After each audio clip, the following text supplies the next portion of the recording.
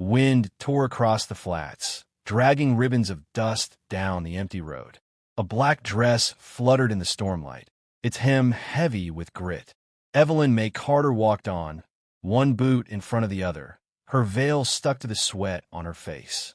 Every few yards, she stopped to catch her breath, then pressed on toward the lights flickering at the edge of the horizon. Dry Creek, a town that looked half dead and half drunk. Her throat burned. Her tongue stuck to her teeth.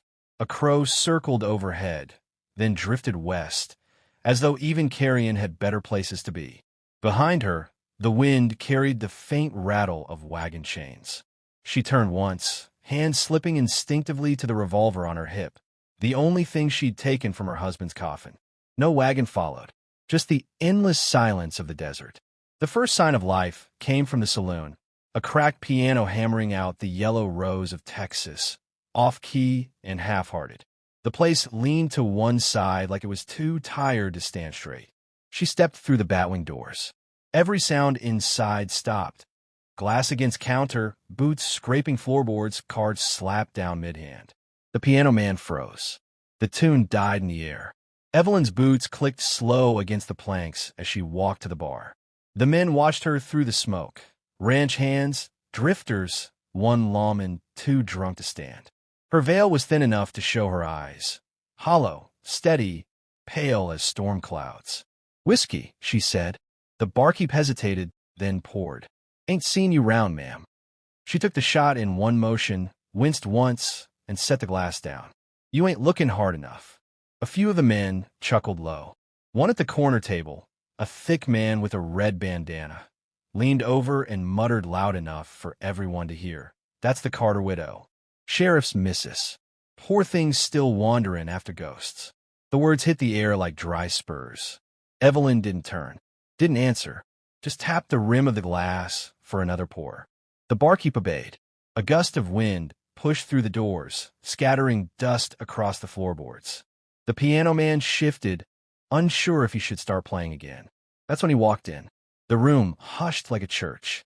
The stranger was tall, built from desert iron, dressed in a long black coat with the dust of 10 counties on his boots.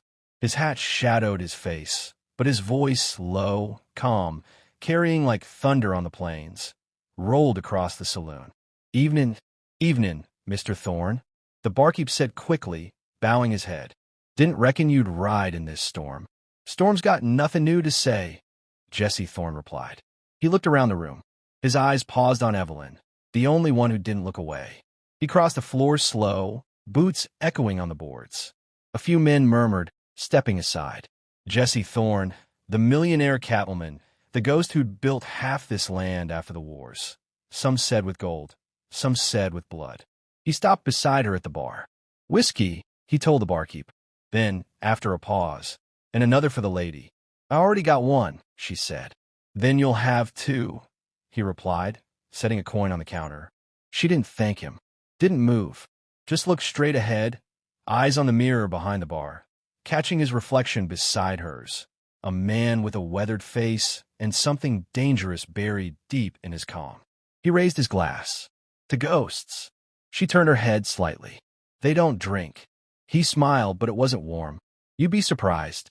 Behind them, someone muttered, "Thorne's got a soft spot for strays." The sound of his chair, scraping back, cut the air.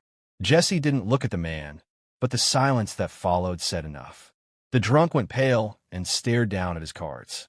Evelyn's voice came quiet, almost lost beneath the creak of the ceiling fan. "You own this town?" "Own the dirt under it," he said. "The town just came with it." "Why?" He looked toward the door, where wind whipped the curtains. "Because no one else would." They stood in silence. The piano started again, slow and sad this time, a tune with more ghosts than notes. Evelyn finished her second drink. "You build things out here, Mr. Thorne, then watch them die." "I try not to," he said, "but the land takes what it wants." "Doesn't it always?" she murmured, setting her glass down. Her veil slipped a little when she turned, a glimpse of her face in the lamplight. The scar near her jaw, small but sharp, caught his eye. He didn't ask about it, just studied her the way a man studies weather, wondering if it's about to break. "You riding alone?" he asked. "Seems I am." He He nodded once, slow. That's a hard thing. Roads don't forgive easy. Evelyn's eyes lifted to his. Neither do I. The words hung between them, heavy as thunder. Outside, lightning split the horizon, painting the windows white. For a moment, the two of them were nothing but silhouettes, two ghosts caught in the same flash. Then, quietly, she said it, I'm lost. No tremor, no plea, just truth. Jesse didn't move, didn't blink. He took one long breath, then turned his glass upside down, letting the last drop fall to the floor. Then follow me home. The saloon went still again. The piano froze mid-note. No one spoke. Evelyn's fingers brushed the revolver at her side, then fell away. She studied him, a man who looked carved from the same rock that broke her. You don't even know who I am, she said. I know loss when I see it, he replied. Another silence. Then boots scuffed, chairs creaked, and whispers began crawling through the room. The widow and the millionaire, someone hissed. She pushed her hat down, stepped away from the bar. The doors swung as she passed through, thunder rumbling like distant hooves. Jesse followed, slow and sure. Outside, rain started to fall, big, hot drops that hit the dust and hissed like steam. His horse waited by the hitch rail, a black stallion restless in the storm. He mounted, then held out his hand. For a long moment, she just stared at it, that open palm against the lightning sky. Then she reached up and took it. He pulled her up behind him, turned the horse toward the dark stretch of canyon road. As they rode out of town, the storm swallowed them whole. Inside the saloon, the piano man finally spoke, voice trembling. You think she knows where he's talking her? The barkeep shook his head. Don't reckon it matters. And as thunder rolled over Dry Creek, the story began of the widow in black and the man who told her, then follow me home. The storm hadn't stopped by morning. Rain still whispered against the windows of the great house on the hill, the sound soft but constant, like memory refusing to die. Evelyn stood by the hearth, staring into the dying fire. Her dress clung to her shoulders, damp from the night's ride. Steam rose from her boots. She hadn't slept. Behind her, a door creaked open. Jesse Thorne stepped in, the smell of rain and saddle leather following him.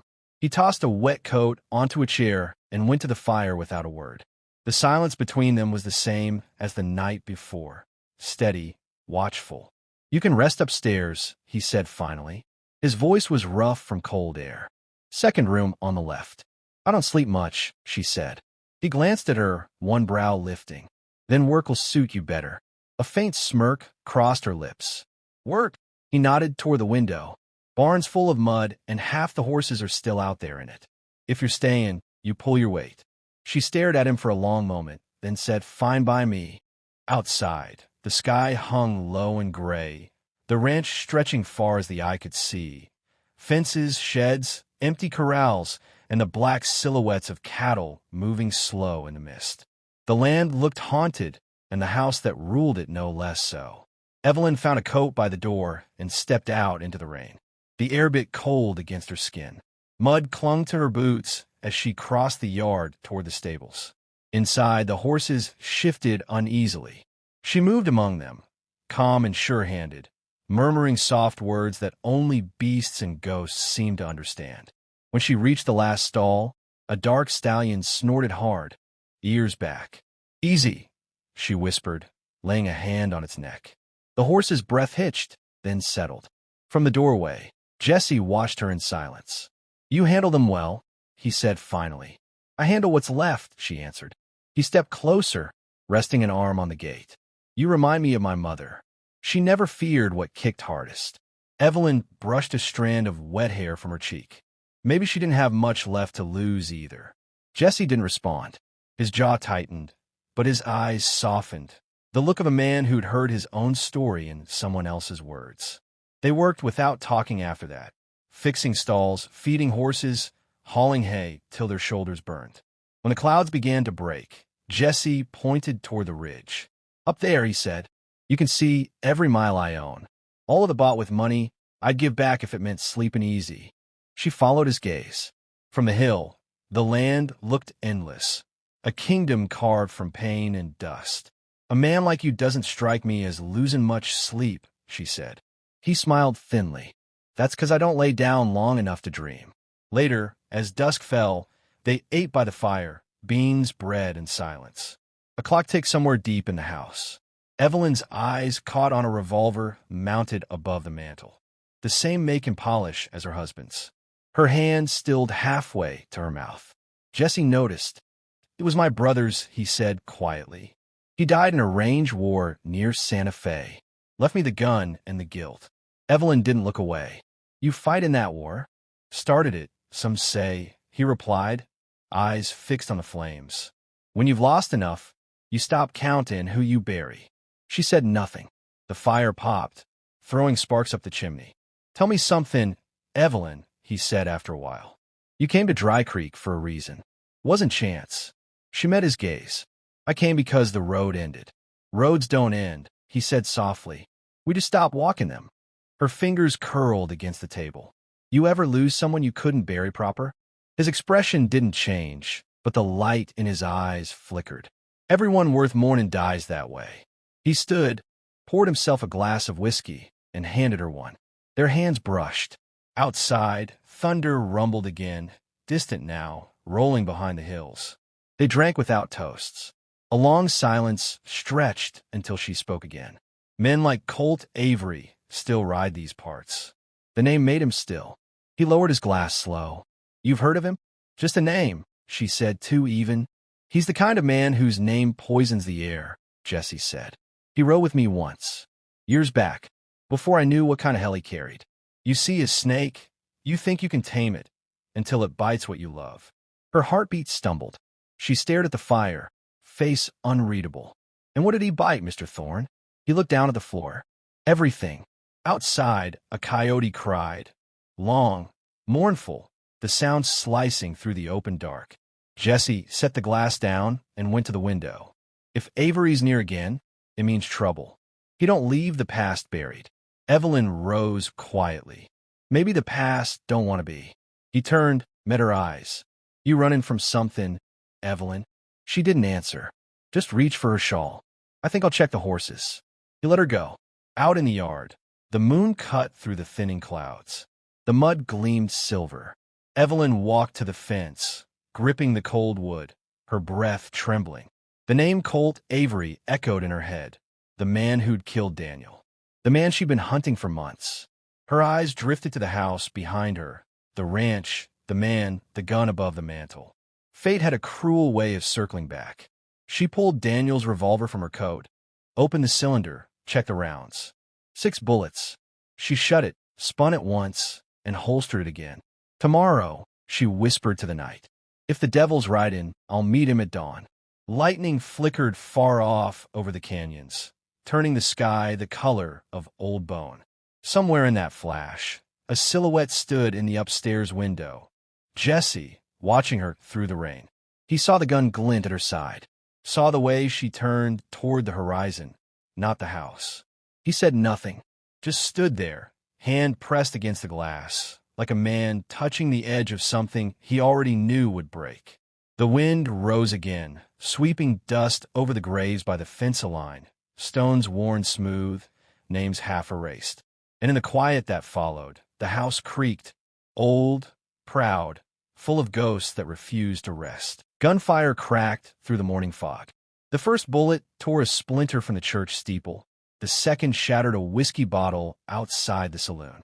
Horses screamed in the street, and Dry Creek, quiet for years, came alive like a nest of hornets kicked open. Evelyn Carter crouched behind the trough, breath heavy, revolver drawn. Her black dress was streaked with dust. She could see them through the haze, 6 riders, dark against the gray dawn, their coats snapping in the wind.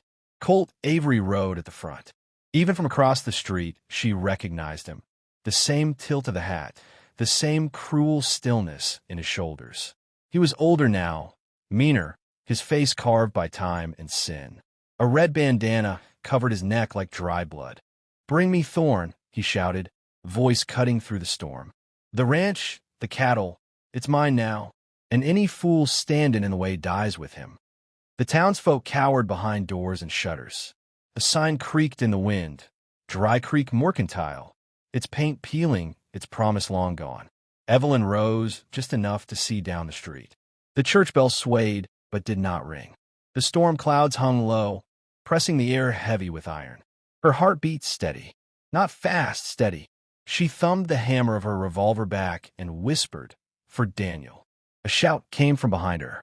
Jesse Thorne emerged from the alley, rifle in hand, coat dark with dust. His shoulder was still bandaged, his jaw set hard. "I told you to stay at the ranch," he said. She didn't look at him. "And let you die alone.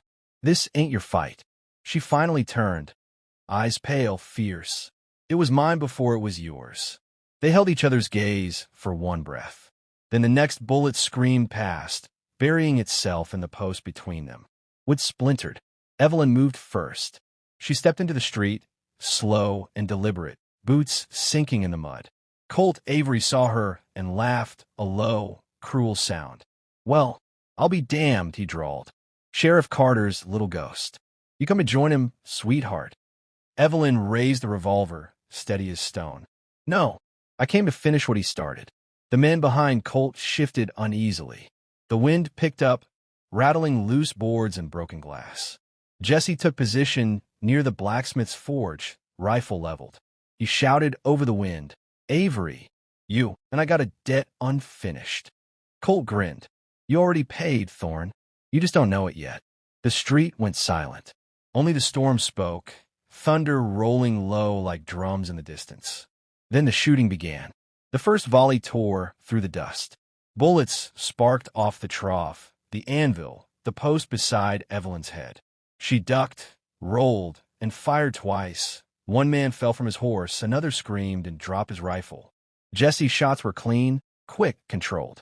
He moved like a man who'd been fighting ghosts for too long. Every pull of the trigger a confession. Colt Avery dismounted, dragging his shotgun through the mud. He stalked forward, grin gone now, eyes burning. "You think you can wash away the past, Thorne? You are the past." Jesse fired. Colt dove behind the wagon. The shot tore through the wood, close enough to splinter his coat. Evelyn sprinted across the open street, bullets hissing past her ears. She slid behind the wagon opposite Colt, heart pounding, face streaked with rain and dust. She could hear him breathing, close, maybe 6 feet away, reloading slow. "You killed Daniel Carter," she said, voice low, cutting through the chaos. "You took his badge, his life, and left me with dirt." Colt chuckled, dark and mean. "He begged, you know. Said your name before I pulled the trigger." "Pretty thing," he said. Shame to leave her widowed. Her hand didn't shake. She pressed the barrel to the wagon plank and fired through it. Colt screamed. The wagon shook as he fell back, clutching his arm. Jesse shouted her name, "Evelyn!" But she was already moving, stepping out from cover, smoke curling from the revolver in her hand. Colt staggered upright, blood running down his sleeve. "You ain't got it in you," he spat. Evelyn walked closer, step by step. "I already had it in me. You just took the rest." She fired again. The bullet struck his thigh. He dropped to one knee, mud splashing around him. The remaining outlaws broke, scattering down the street. Jesse's rifle barked twice. 2 fell. The others rode hard into the rain, disappearing over the ridge. Then only the 3 of them remained, Evelyn, Jesse, and Colt Avery, gasping in the mud. Thunder rolled above, closer now, shaking the ground. Jesse approached, rifle lowered but ready. His voice was flat. "He's done, Evelyn." Colt laughed weakly. "Go on, Thorne. Tell her the truth. Tell her who sent me to Dry Creek." Evelyn's eyes flicked to Jesse.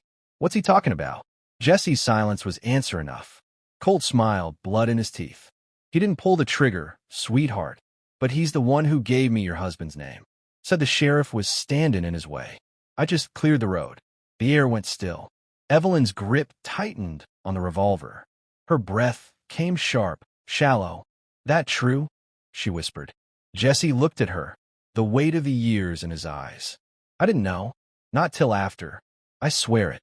Cole coughed, laughed once more. "You believe him, do you?" Her gun didn't move. Rain started falling harder, pattering on her hat brim, dripping down the barrel. "Don't," Jesse said softly. "Don't let him take more from you." She stared at Colt for a long moment. then lowered the revolver. "Justice ain't mine to give any more," she said. Colt sneered. "Then whose is it?" Jesse raised his rifle. "Mine." The shot cracked like thunder. Colt Avery fell backward into the mud, eyes open to the rain. For a moment, neither of them moved. The rain washed the blood away in thin red trails. Then Evelyn stepped forward, knelt beside the body, and whispered, "He was worth more than your name will ever be." The bell above the church finally rang, not by hand, but from the storm wind itself. Townsfolk began to emerge from their doors, eyes wide, whispers rising like smoke. They saw the widow in black and the man beside her, both standing silent over the outlaw's body. A boy near the saloon whispered, "That's her, the sheriff's widow." And another voice answered, "Ain't no widow now. She's something else." Lightning split the sky, lighting their faces, her grief, his guilt, both carved deep as the canyons that held the town. When the thunder faded, only the sound of rain remained. And somewhere beyond it, the first notes of the piano started again, slow and trembling, playing for the dead. The dust of Dry Creek had not settled. It never would. The wind howled low through the canyon, carrying the echoes of gunfire and the memory of those who'd fallen. Smoke still curled from the broken gate of the Reddington Ranch, black against the pale dawn.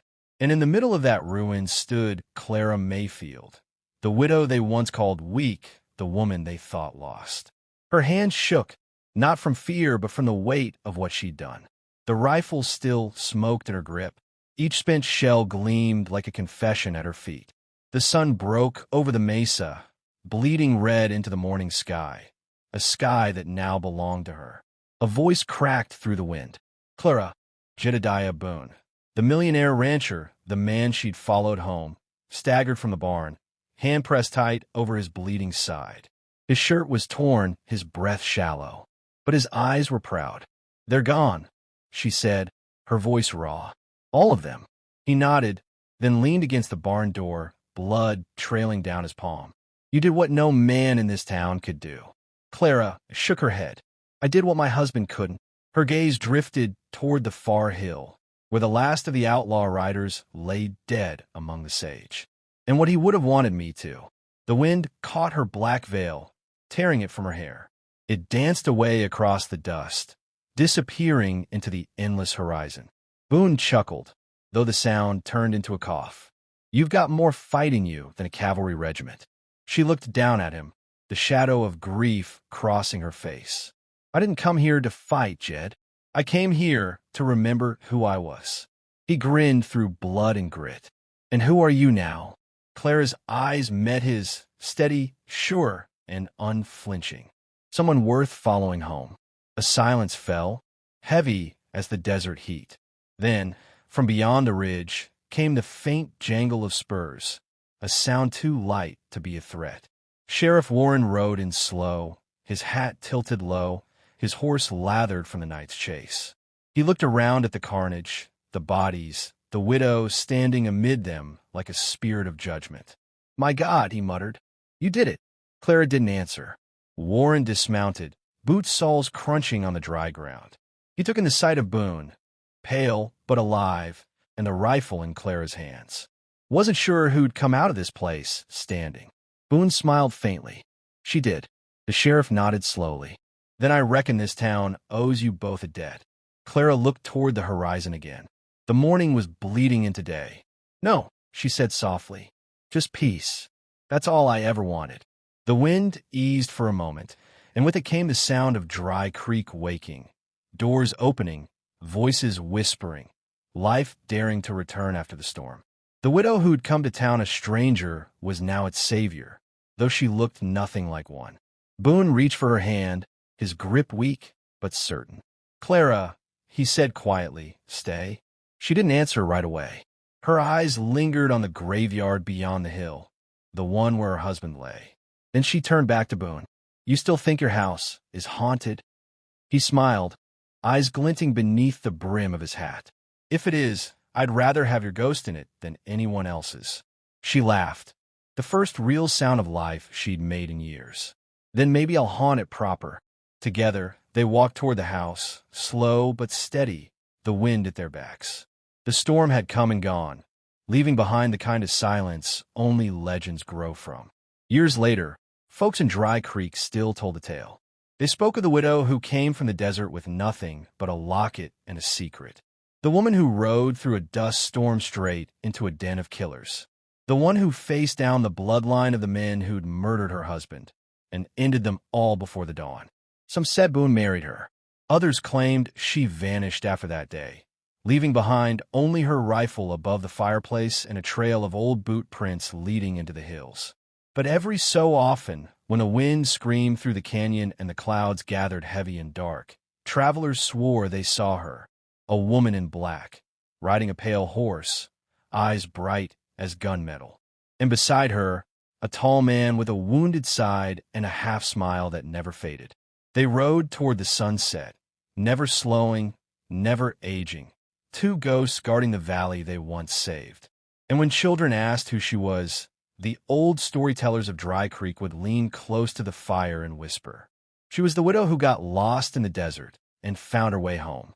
Then they'd nod toward the horizon, where the sun burned gold against the dust, and finish the tale the same way they always did. Some heroes carry guns, others carry ghosts, but the ones worth remembering carry both and never look back.